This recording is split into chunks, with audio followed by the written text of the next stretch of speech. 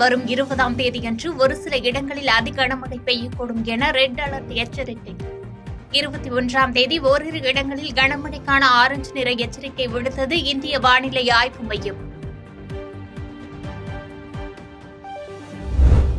கனமழை முதல் மிக கனமழை பெய்யக்கூடும் 4 மாவட்டங்களில் மாநில பேரிடர் மீட்புக் குழுவினர் தயார் நிலையில் உள்ளனர். நெல்லை, கன்னியாகுமரி, உதகை, கோயம்புத்தூரில் அனைத்து உபகரணங்களுடன் பேரிடர் குழுவினர் முகாம்.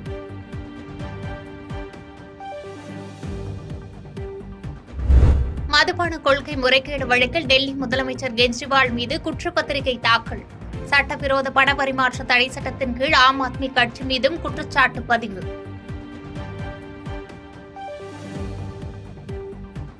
திருமூர்த்திமலை பஞ்சலிங்க அருவியில் ஏற்பட்ட வெள்ளப்பெருக்கால் அமரலிங்கேஸ்வரர் கோவிலை சூழ்ந்த தண்ணீர். மேற்கு தொடர்ச்சி மலைப்பகுதியில் மழை நீடிப்பதால் சுற்றுலா பயணிகள் அருவிக்கு செல்ல தடை.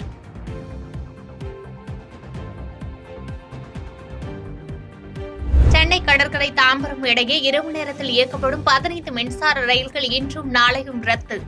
சென்னை செங்கல்பட்டு வழித்தடத்தில் பராமரிப்பு பணிகள் மேற்கொள்ள இருப்பதாக தெற்கு ரயில்வே அறிவிப்பு. நடப்பாண்டில் நடைபெற்ற நீட் தேர்வு முடிவுகளை வெளியிட தடையில்லை. வினாத்தாள் கசிந்ததாக கூறப்படும் விவகாரத்தில் நீட் தேர்வு முடிவுகள் வெளியிட தடை கோரிய வழக்கில் உச்சநீதிமன்றம் உத்தரவு. வாக்குப்பதிவு விவரத்தை உடனே பதிவேற்ற கோரிய வழக்கில் தேர்தல் ஆணையம் பதிலளிக்க உச்சநீதிமன்றம் நோட்டீஸ். தேர்தல் ஆணையம் பதிலளிக்க 1 வாரம் அவகாசம் தந்து வழக்கை மே 24ஆம் தேதிக்கு உச்சநீதிமன்றம் ஒத்திவைத்தது.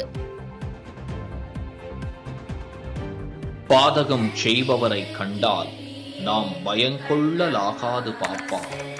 மோதி மிதித்து விடு பாப்பா, அவர் முகத்தில் உமிழ்ந்து விடு பாப்பா. அண்மை செய்திகளை உடனுக்குடன் தெரிந்து கொள்ள இணைந்திருங்கள் இயம்நாடு தொலைக்காட்சியுடன்.